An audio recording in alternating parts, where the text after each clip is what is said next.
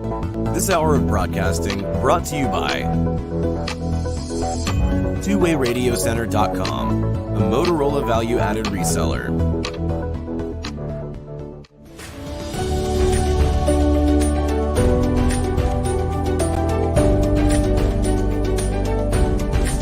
Welcome to the Church Safety and Security broadcast with the Church Safety Guys. Brought to you by Vigilant Impact. The Church Safety Guys is a nonprofit organization dedicated to equipping the vigilant, those men and women who stand watch, keeping our houses of worship and places of faith safe. We believe church safety and security must be a ministry first and have engaged, servant leaders who continually strive for excellence and teams of motivated volunteers that are always training. Join us for the next hour as the Church Safety Guys unpack safety, security, leadership, and ministry operations with your hosts, Dr. James McGarvey and Mike Scully. This broadcast is also available on YouTube, your favorite podcast platforms, churchsafetyguys.com, and on the original Church Security app. Download it today. Feel free to like, subscribe, and share with your ministry.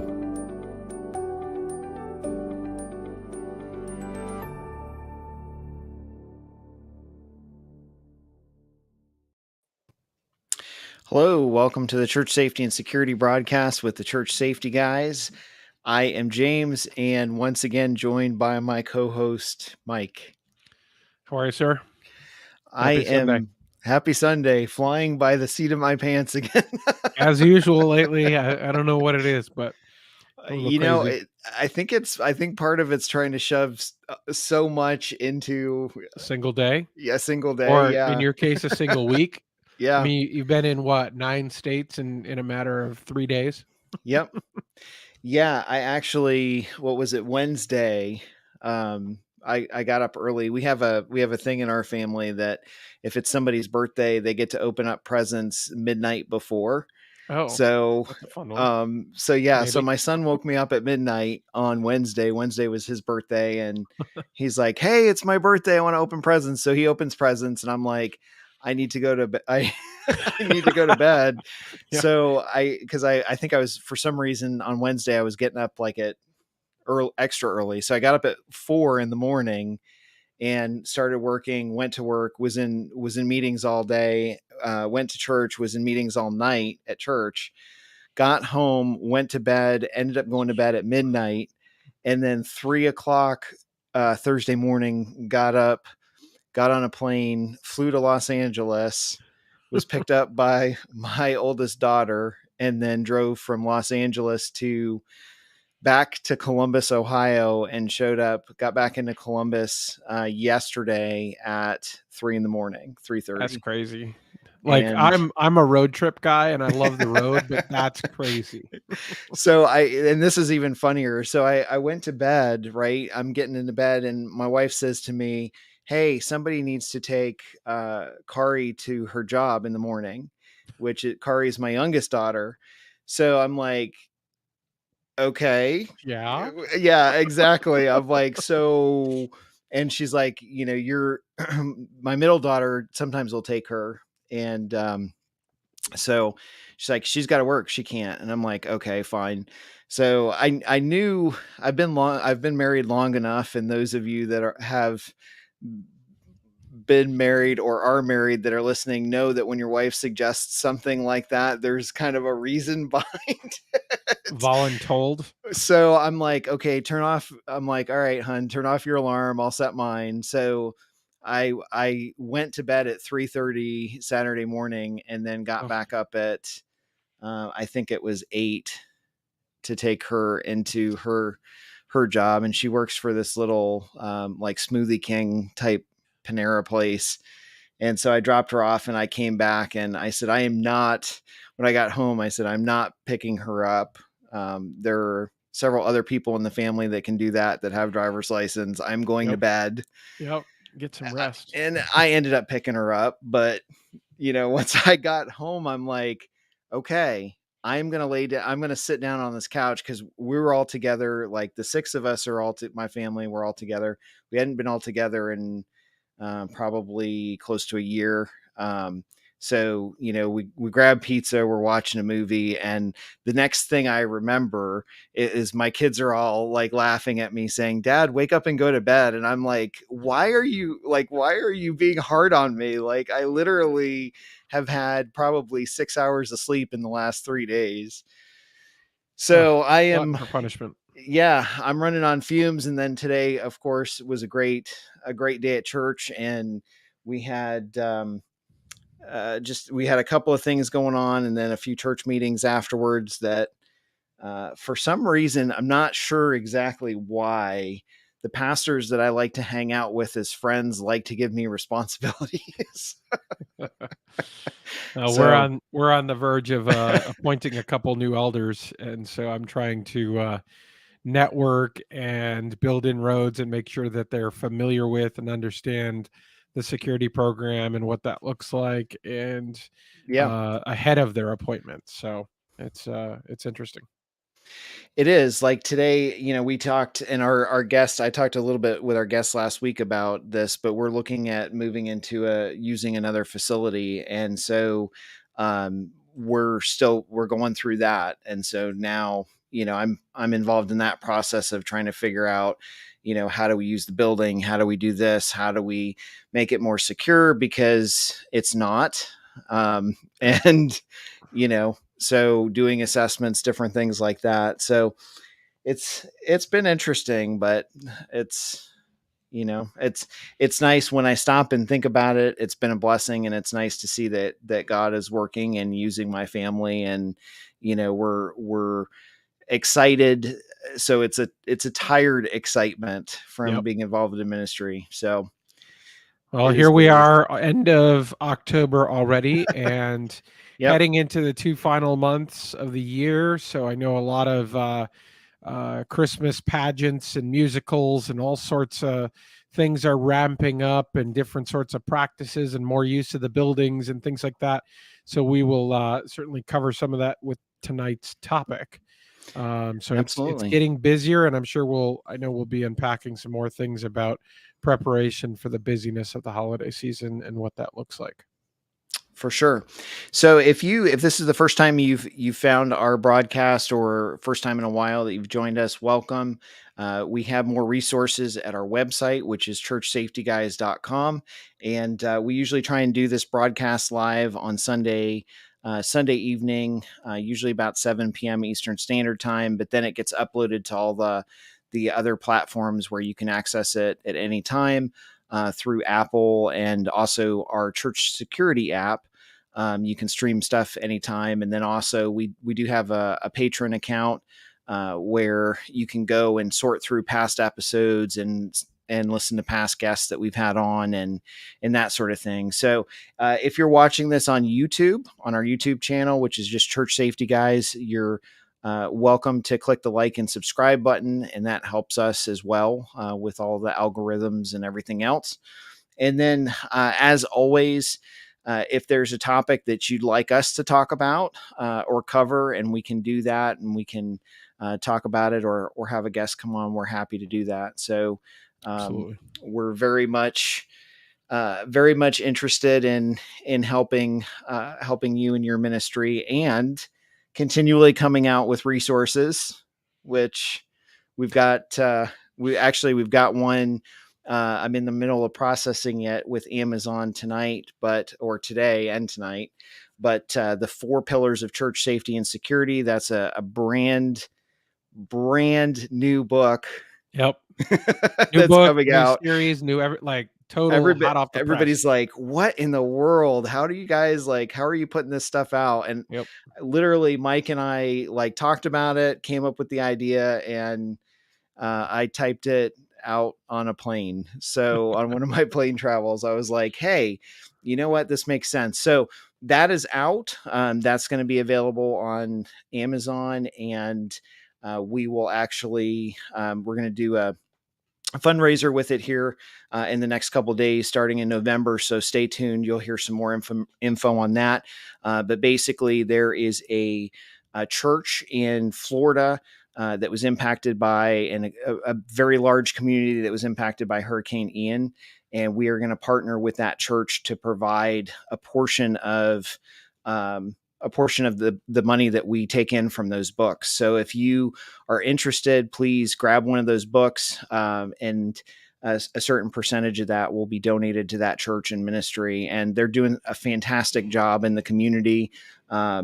And so we wanted to support them and help them with what they're doing. So you can do that as well through purchasing that at Amazon. So in all of on the social media platforms, and we're going to send out an email and everything when we get that ready to go in the next couple of days. We'll send that out, so you'll have that. And let us know if you'd like some for your church. It's a great resource. We've had fantastic reviews on it. I mean, we've passed this around to different churches all over the US, and every single church that we sent it to was like, this is fantastic. I wish. And outside the church safety and security leader role as well, not just oversight pastors, but literally associate pastors, experienced pastors, lead pastors. Yeah. And it's getting amazing feedback. Yeah. I mean, we sent it to, we stepped outside of the safety realm because we were like, okay, you put resources together for church safety and security. Right. And like, I gave it to one of the senior pastors that is a good friend of mine. And I said, I really just want your honest feedback. Let me know about this. And so he actually texted me as I was getting on the plane to California Thursday, and he's like, "This is unbelievable." He's like, "This is amazing. You guys did a fantastic job, and I love your ministry focus." And coming from him, I mean, that was.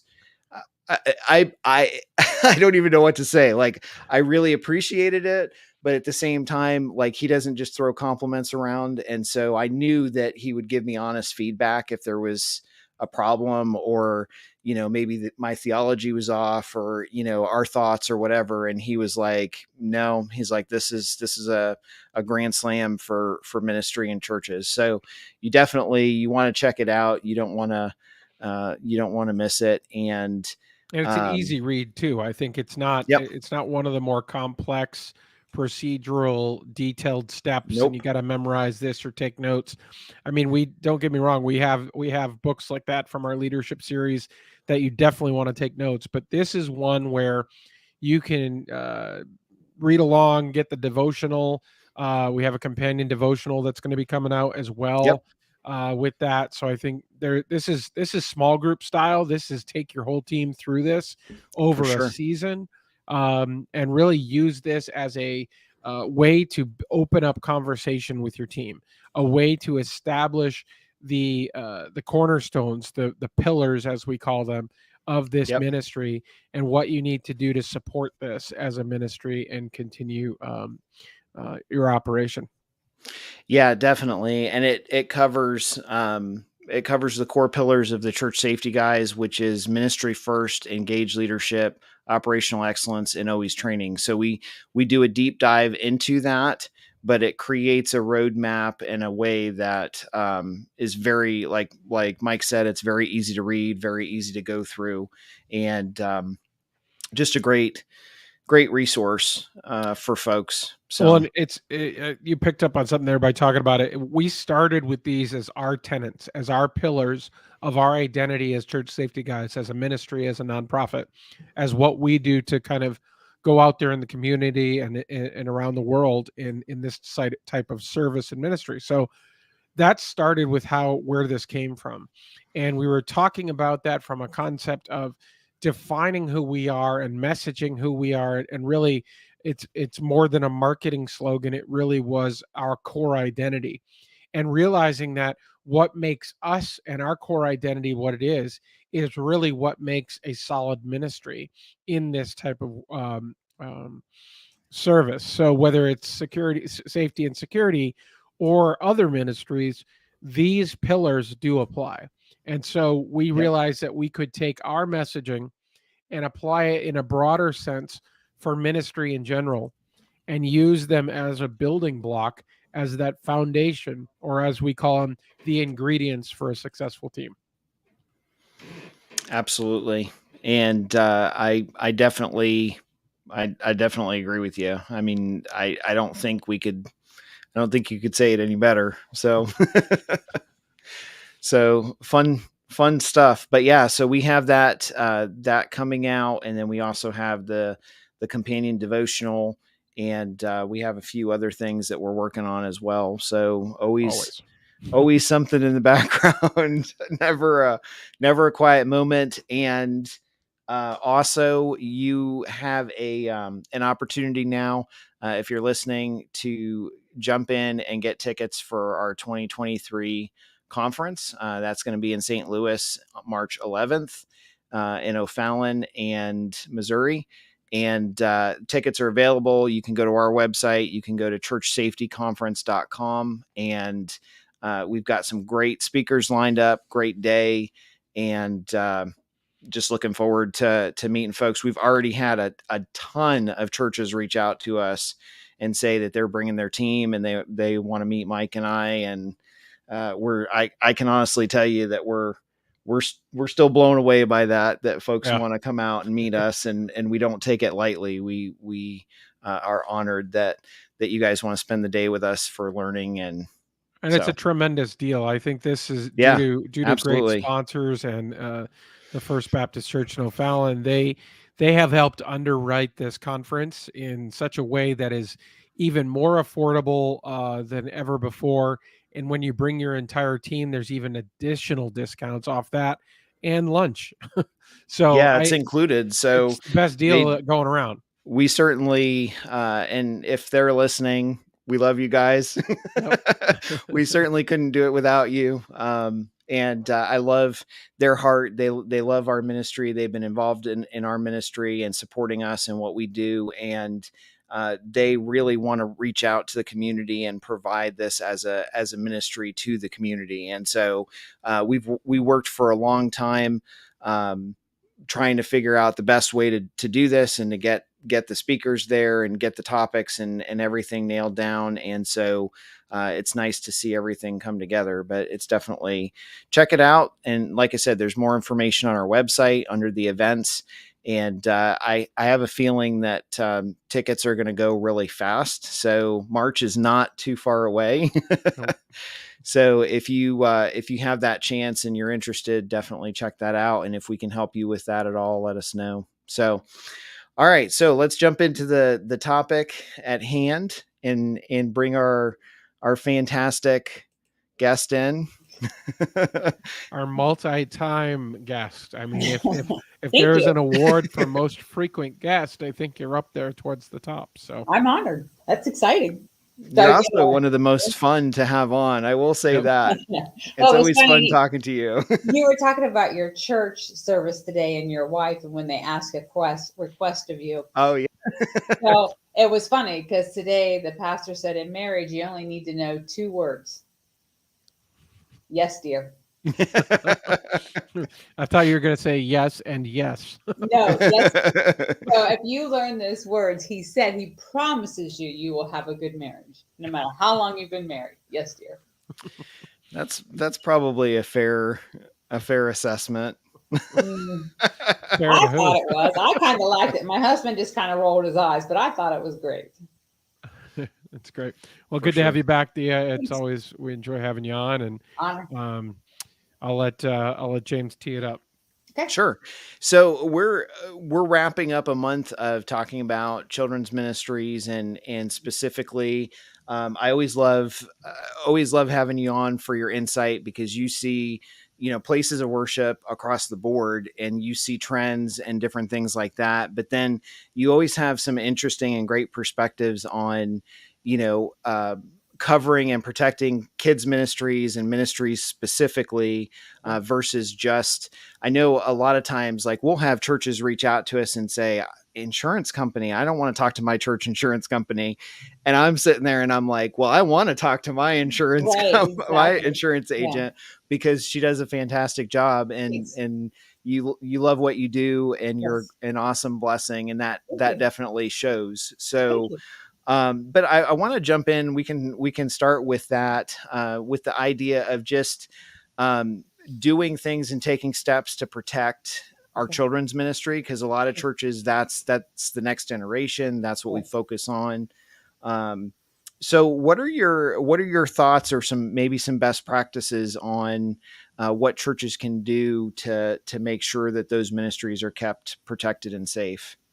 Well, there's a simple rule. You should always have two. So in a Sunday school room, sometimes that isn't always, you can't, it depends how large your congregation, but sometimes that just doesn't happen. So if you have a safety team in place, you usually have someone walking the hallways. So it's great if you can do that, to leave the top half of the door open, or maybe you can't leave the door open, because it's been my experience that every time I left my Sunday school door open, I had an escapee. So you don't want to do that. You want to keep the door shut. But if there's windows in the doors, that's a good practice. If you can leave the top half open and the bottom half shut, that's a good practice. But always, always having two people as often as possible.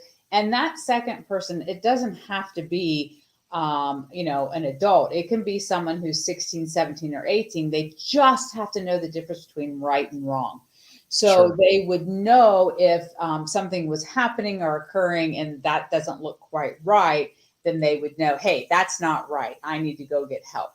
So that's a great practice to have. And again, like I said, it doesn't always happen, but never find yourself alone in a position one-on-one with a child. So sometimes children will say, I have to go to the restroom. Like, fine. So take another child with you then. Take 2 or 3 kids with you. Just don't leave yourself in the position to be completely alone with a child. And sometimes children say the craziest things. So sometimes they might say something and somebody might take it completely out of context. But if you have that other person in the room, or you have more than one child there, they can say, oh, no, that's not how that happened. So that's important. Sure. And then with your volunteers, always, always, always do background screening. So what we find out in small churches too is elders don't like to do background screenings, because they say, oh, they've gone here their entire lives. They're so-and-so's grandson. Oh, whatever. My response to that is tell them, hey, look, if that was your grandson, you would want the background check. And background checks can be expensive. They can be not. I know on your webpage, there are links and helpful things to do background screening, but a very simple back screening would be on our webpage, you can print out a volunteer application form. Actually call those people that are listed on the volunteer application form. Yeah, absolutely. Even if they're family members. And I will be honest with you, when we've had to do it, family members are the first ones to throw you under the bus. Grandma will tell you everything that little Johnny has done his entire life. So do that. Yeah. And then on every county, I would imagine in most states, I know in Ohio, in every county, you can get on the sheriff's web page and it will let you put in the person's name and tell you if they're convicted of a crime in that county. For sure. So those are easy ways. And what's interesting, I'm one of my hobbies, and one of the things I read up on is true crime stuff when I have a free moment. And Mike's like, what free moment? When do you have time? I haven't filled it yet. One of the things that impressed me, and I've spent a lot of time studying the case, because I feel like when bad things happen, if we don't study history, then in the church, we're doomed to repeat it. Right. So exactly. One of the cases, and I use this illustration at a workshop that I did not too long ago, but one of the cases was in Kansas City with Dennis Rader. Dennis Rader was the BTK killer that the man did serial killing for the 90s, through the 90s. And what was interesting, what was fantastic about that entire situation was he was a leader in the church. Like, there was a Lutheran church that he was voted in as the president of that church board. Mm-hmm. And so he was involved with the church. He was doing that. And when they went back, they found that while he was doing that, he was actually doing his serial killing stuff. Mm-hmm. And everybody was just like, oh my gosh, we never would have thought that it was him, that he did it. And one of the things that they came up with and came back with was that they didn't do background checks. They didn't do this or, that. They saw red flags because somebody said, wait a second, this doesn't seem like, this doesn't match as right, but oh no, it's okay. I'm doing that anyway. And we have so many times we have churches will reach out to us and say, how do we protect our kids? And we'll say the first thing, do a background check, see what that person's background is, do an interview, call references, call those people. And they look at both of us like we're losing our mind. Like, how in the world, like, why would I do that? I've known this person, just like you said, I've known this person for 30 years. They've never done anything. Well, I don't like to walk around and paint this massively horrid, bad picture. But the reality is most people that go to church don't talk about their personal life, going to church and serving. They are maybe focused on serving, but most of us keep our home life very private. And so for the sake of that, just to foot stomp what you said, it makes a lot of sense to be protective and put in that due diligence. So you were talking about people being caught. So I did a couple months back, I did a class on all of this. And they said for every person that is actually caught, like they're actually caught, they already committed the crime at least 100 times before they were actually caught. And they said for every one person that is caught, there are 10 that go uncaught. So if you put that in perspective, that's frightening. And it isn't because it's the 20th century. It's something that it's always happened. But luckily we now get to have cameras and cell phones and stuff like that, and kids are getting smarter. They really, really are. I mean, you can't just go up and say, hey, little boy, you want a cup of candy? But I mean, that doesn't work anymore. They're gonna look at you and say, no, and that's a good thing. Kids are getting smarter and wiser. And it's not just kids. It can be young adults. It can be even the elderly sometimes, it's sure. There is anybody can be a victim. One of you mentioned sometimes older kids. One of the policies that we have at our church is that from basically infant all the way up to newborn, all the way up to 18, if you're in the teen group, if you're working with children to that age, you will be background checked, and we will do the due diligence to do that. And it's interesting because I think it was about a year or so ago, we had a family that liked hanging out. Like we were opening the youth Wednesday night service, and we had parents show up because they were like, hey, we want to see, what this program is and that sort of thing. And it was interesting because after we opened it up with certain understanding for that one night so parents could see it, and then we closed it down, and that family continued to come.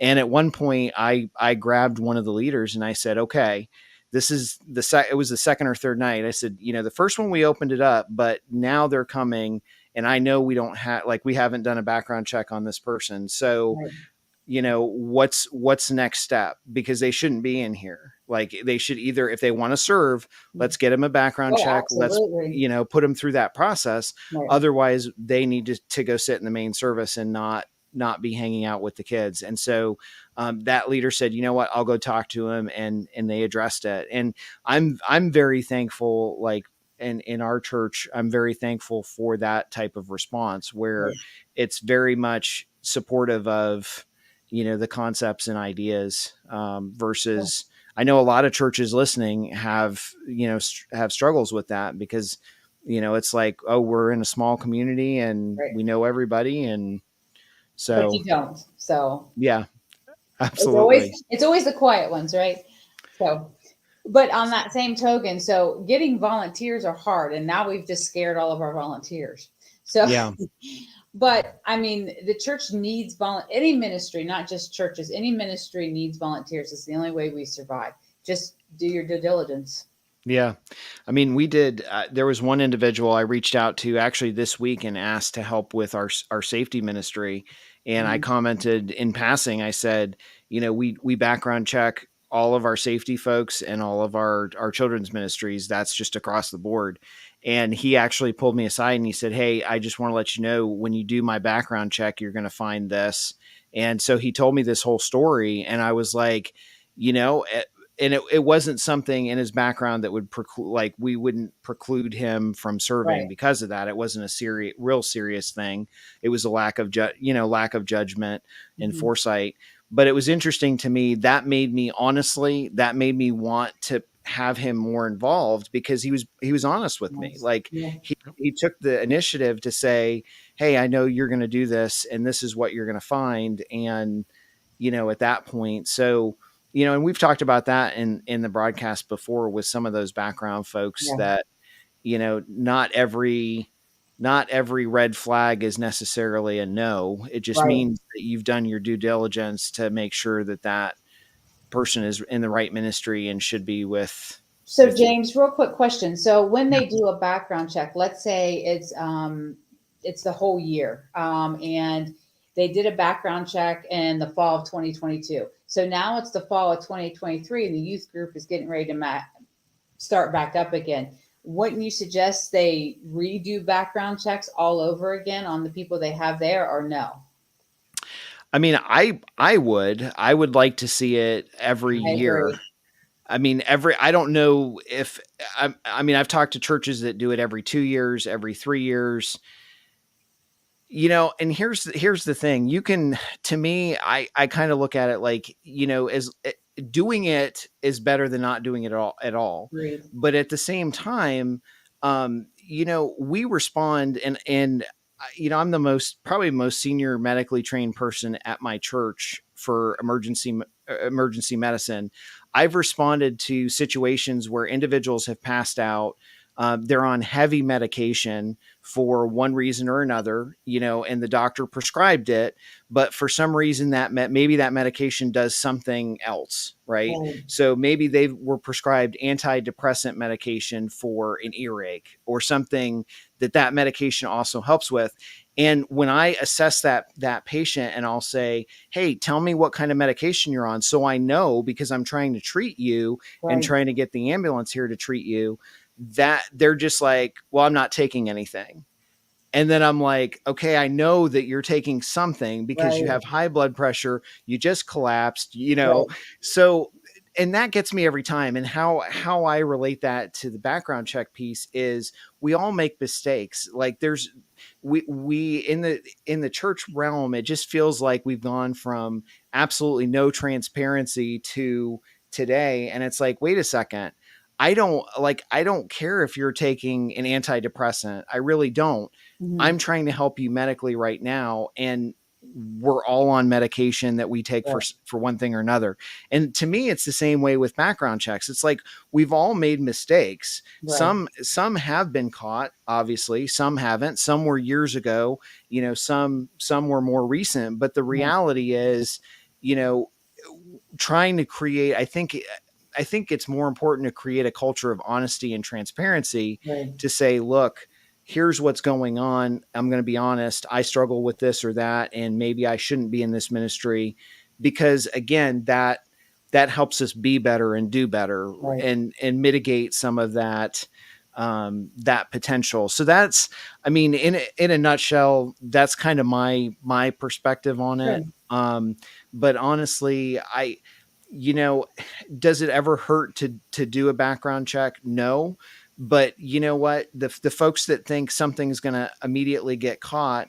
If I go out and I get a speeding ticket or get arrested for something, I'm not gonna go to my church elders and say, "Hey guys, just letting you know that," now, if I was being transparent, I would say probably to them, I need to step down in my role of leadership because I need to focus on this, or I need help with this. And that's pretty legitimate. But and a good way to think about that is, so when you have people driving your church van or your church bus, you always check their driving record. You don't want someone with speeding tickets to drive the kids back, although the kids might really like that they go really fast and go over bumps.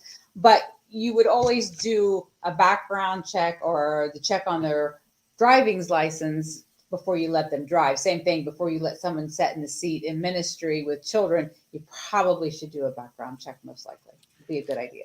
And it goes even further. I think there's also not just driving the van itself with kids present. If we extend that in general, is that there are churches that have multiple vehicles that are owned by the church itself, that are different staff use them, senior leadership use them, the pastors use them.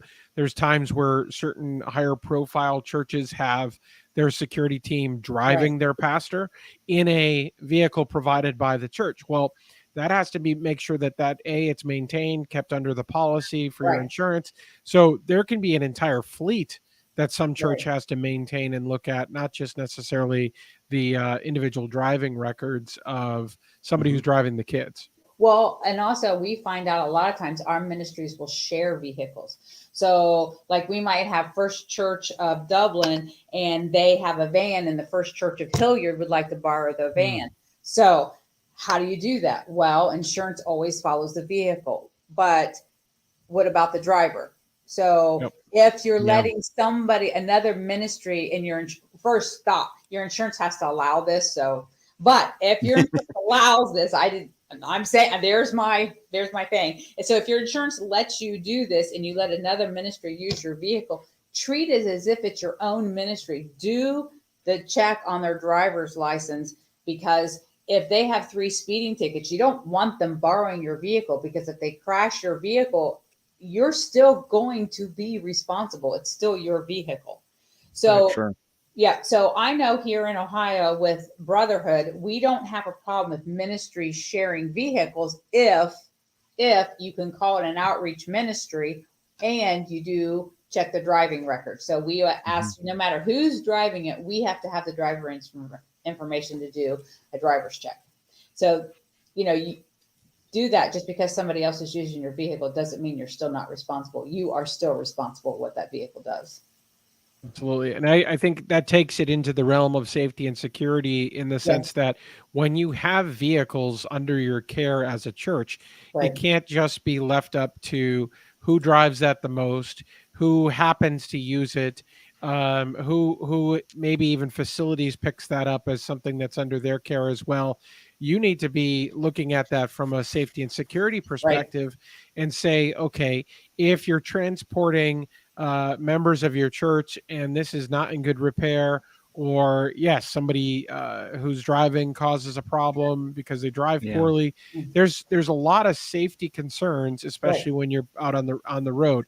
And that kind of brings me, I want to kind of take a different direction here, is really in the sense that is one of those, I believe, unique risks that churches and ministries bring to the table, is that that's what's unique here. And I really love how you guys and Brotherhood and really care for churches and ministries specifically, because you do understand that there are unique needs, and then create policies or riders and things that are designed to help with those needs. So if you want to explain a little bit more for our listeners there, how that's different and what that looks like. Well, before I do that, real quick, we had something happen in our office when you talked about vehicles, and I think this is important. So we had a ministry that wanted to let another ministry use your vehicle, and they were headed. Now, remember, their name is all the way across that van, right? So their church name is on that van.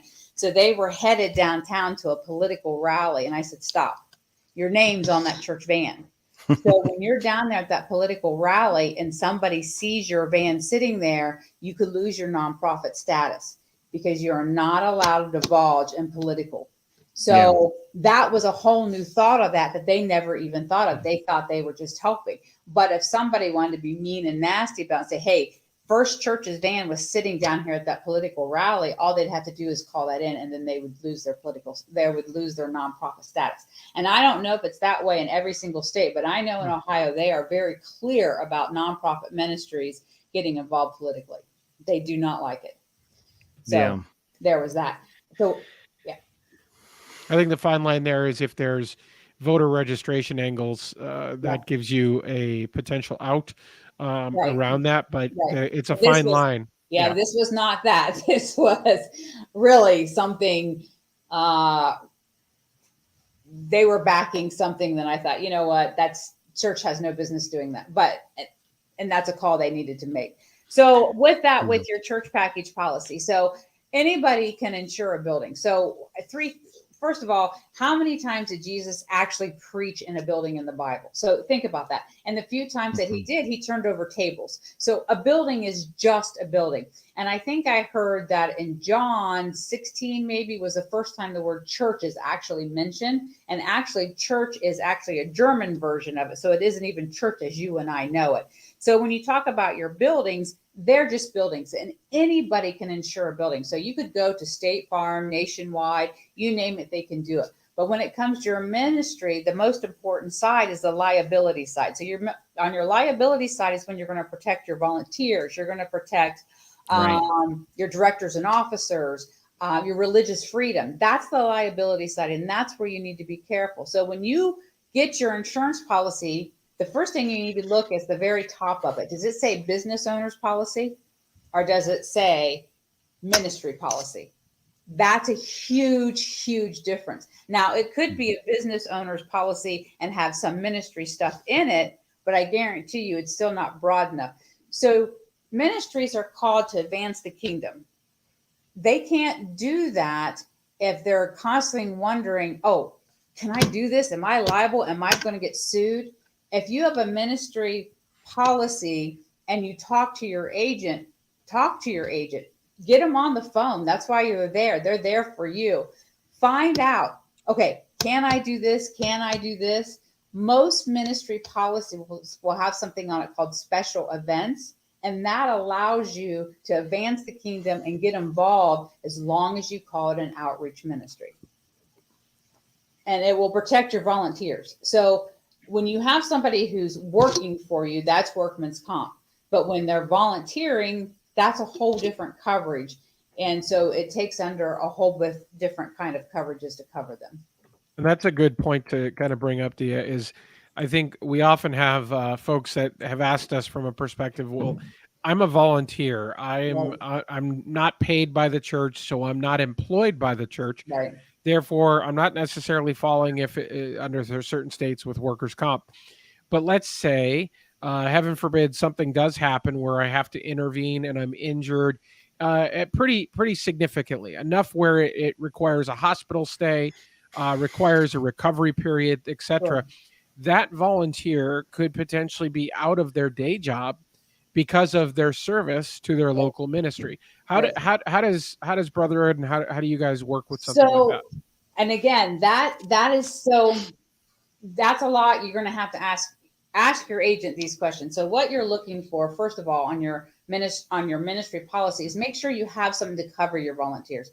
Make sure you have something called special events. Make sure you have something called wage loss reimbursement. So what wage loss reimbursement does is if someone is injured and they were acting on behalf of your ministry, they can help pay the wages that they're missing while they're off.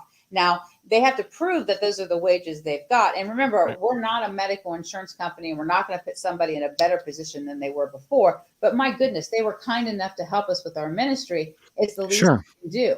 So medical on a ministry policy will help pay those out-of-pocket expenses. So they probably most likely have medical insurance. So like, let's say they get injured and they have to go to the emergency room and they have a $500 deductible. That's when the medical from the church insurance policy would kick in and they would pay those out-of-pocket expenses. And again, it depends up to your limit. Most ministries carry a $10,000 or a $15,000 medical limit, and that's really not that much. If you've been to the emergency room lately, that's nothing. But it will help for co-pays and that kind of thing. Yeah, a day of tests can knock out 15. Absolutely. Oh, for sure. Well, and then I'll caution you also, if you have someone who are 65 or older, again, it's very important to fill out an incident report. Because they're going to fall down and go, oh, I'm okay. Don't call the squad. And then The next day, you're going to call and check on them, and they have broken a hip. No doubt.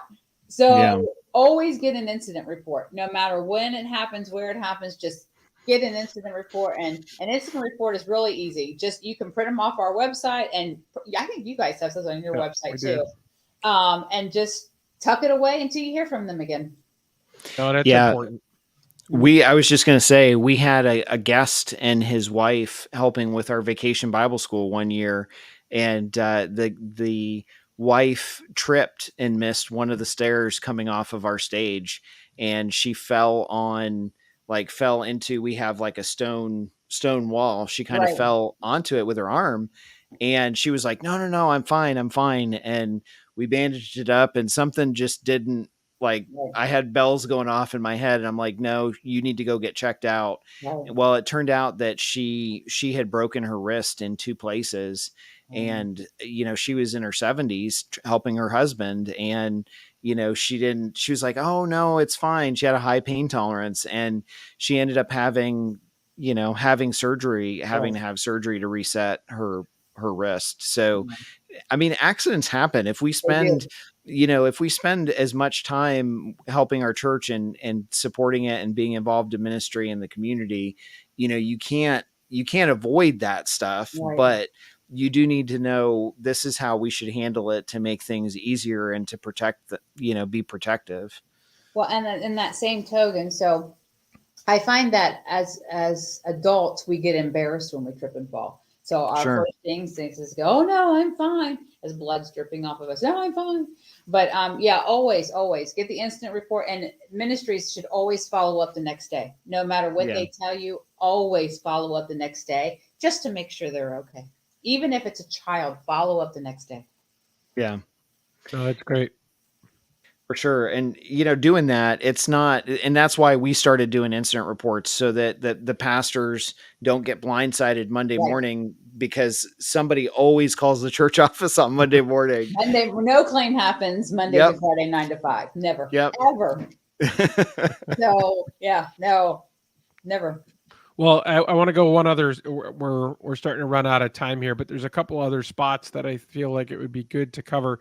One was really along the lines of, sometimes in safety and security, we're covering some technology and camera systems and data storage and other sorts. So we have data security challenges. Do you have policies or things that are related to data theft and loss? Oh, absolutely. COVID made us all jump up to the plate. So COVID wasn't so bad in the fact that it made a lot of our old-fashioned ministries realize that you couldn't just stand on a pulpit on Sunday morning and get the job done. It taught them, hey, look, you need to go back out there and evangelize and get your feet dirty.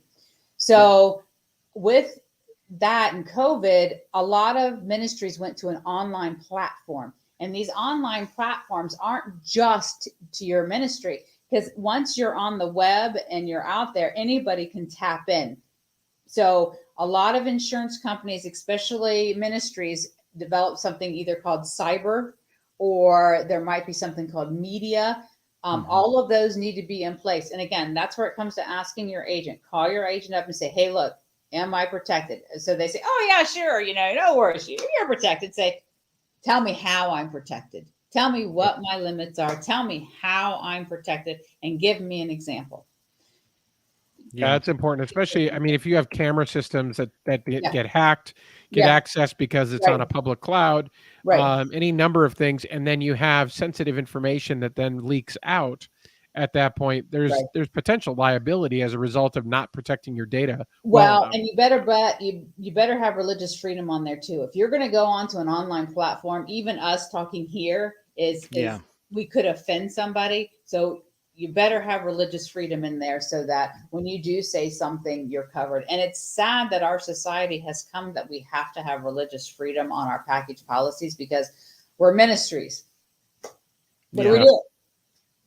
Yep, that is for sure. You got one more, and that would be going down the path of kind of church continuity planning. So whether it's a weather, some sort of disaster, vandalism, any number of fire, etc., a church is left without a place of doing their primary place of ministry, and they're now having to rent a secondary facility. They're trying to then recover and rebuild under obviously a building or facility policy. Right. Do you have anything that takes care of them Sure. with that continuity? Sure. So we, unfortunately, at the beginning of middle and beginning of 2019, when COVID was just hitting us, it's hard to believe it's been that long, hasn't it? We had 2 churches burned to the ground back to back. I went 20 years with absolutely no fires and had 2 back to back. It was not a pretty time. Anyway, so a couple of things needed to be in play there. One, it takes over 18 months to get a church just to start to rebuild.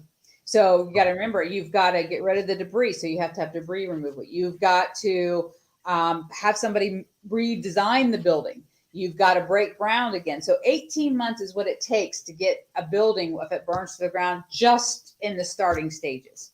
Mm-hmm. So if you think about in perspective of that, people are inconvenienced because now you have to rent another facility. So you want to make sure in your policy that you have something for loss of donations, loss of, I don't want to use loss of income because that's a business policy, but something to that effect that will help you take the time to find another place to locate while you're rebuilding. And also remember that in that 18 months before you even start rebuilding, some people are going to be inconvenienced. Let's face it. Some people like familiarity. And when that has changed, they're going to move on to another church. So you're going to need help with loss of income or loss of donations or loss of tithing, however your policy wants to read it. You got to have that in there because that's important. You got to keep up and running. We never, ever want to see our churches close their doors and that church become something else. So again, the most important thing is make sure you have a ministry policy. And if you have questions, call your agent. If you don't have an agent you can call, then find another one. We are dime a dozen. Well, and it's funny. I mean, I said that at the beginning, but like I said, at a workshop in New England a couple of weeks ago, the first thing I tell people is contact your insurance company, go over the policy, understand who's insuring it. If they're, if it's a business insuring you as a business, or if it's a organization insuring you as a ministry. Right. And it was funny because one of the churches that was there asked me, well, we have Brotherhood. Are they okay? And is that a good company? And I said, well, I'm kind of partial to them myself, but, right. But even then it depends on your agent. So Brotherhood has independent agents. So an agent can write a policy differently. And my thing with that is that's also on the good thing, because not every ministry is the same. You're not a shoe store, so why would we write you like one? So your agent has to know your ministry. If your agent has never stepped foot in your building, you need to find another agent. Well, and that's one of the things that I've said numerous times, like just call them and talk to them. And it's like people, I don't know, they just drag their feet. Like, I don't like talking to my insurance agent. Well, maybe you need to get a different agent because they give you candy. I don't know. Yeah. Do you have their cell phone number? I mean, that's what I always ask people. Do you have your agent's cell phone number? Because I can guarantee you will not have a claim Monday through Friday, 9 to 5. It just doesn't happen. Well, and it's funny because of our really one of the churches that I attend, they're like, I'm like, hey, that sounds like a good insurance question. And everybody looks at me and they're like, well, you want to give Dhea a call? And it's like, not it. And I'm like, hey, that's fine. Cause I have her cell phone number and I love talking to her. So, well, and most agents I know here in our agency, we go a lot further than just the insurance part. So if you have a startup ministry and you want to know, okay, where can we go to have this? Or what do we need to do to start a startup ministry? Your agent will probably be able to help you. So if you have questions that aren't exactly insurance related, but are ministry related, call your agent, because if your agent is truly a ministry agent, then they'll be able to help you. Yeah.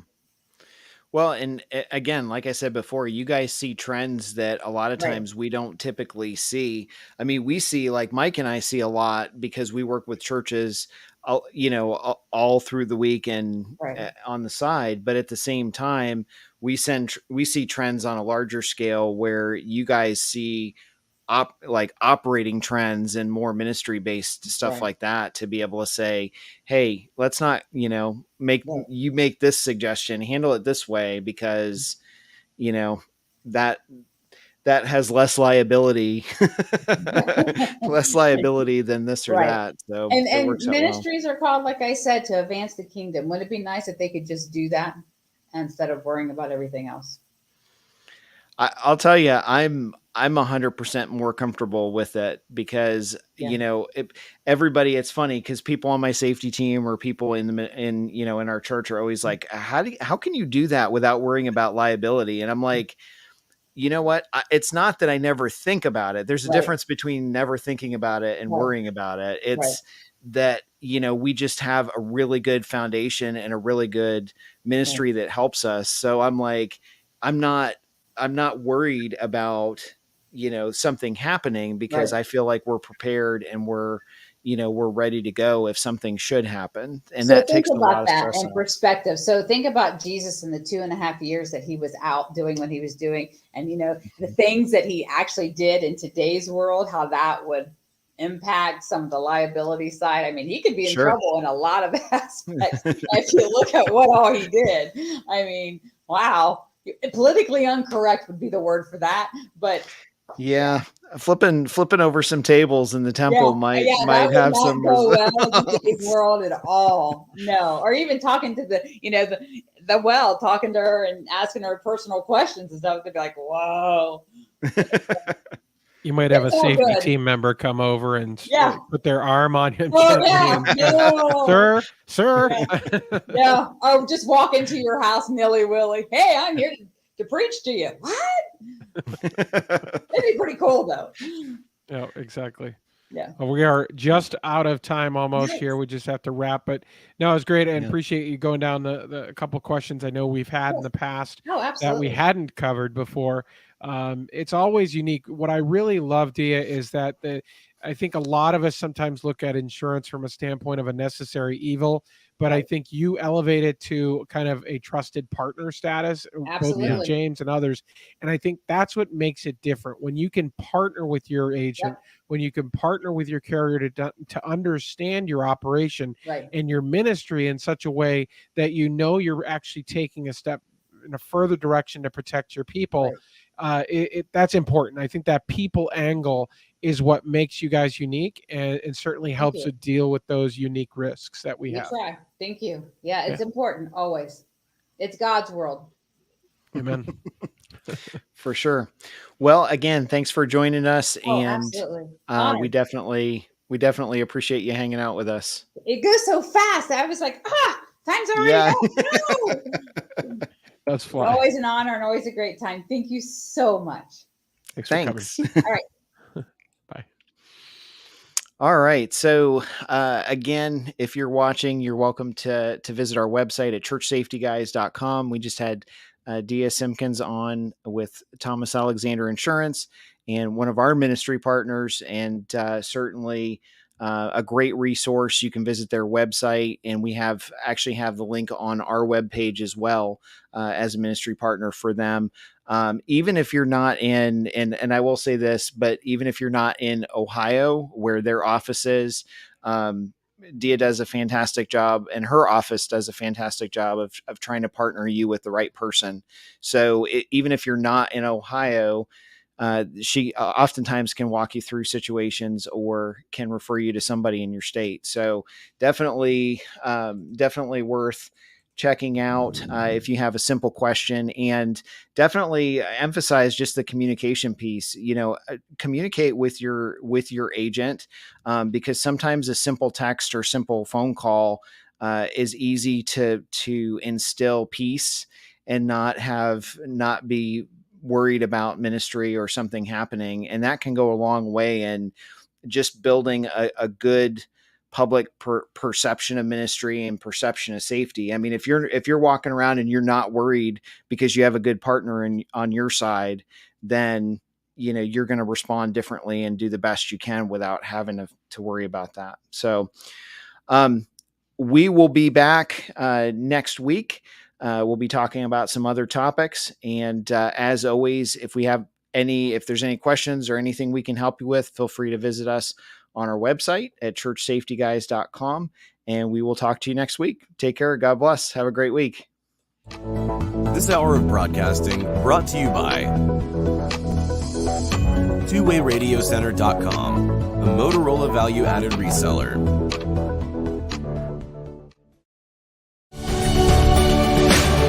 Thank you for joining the Church Safety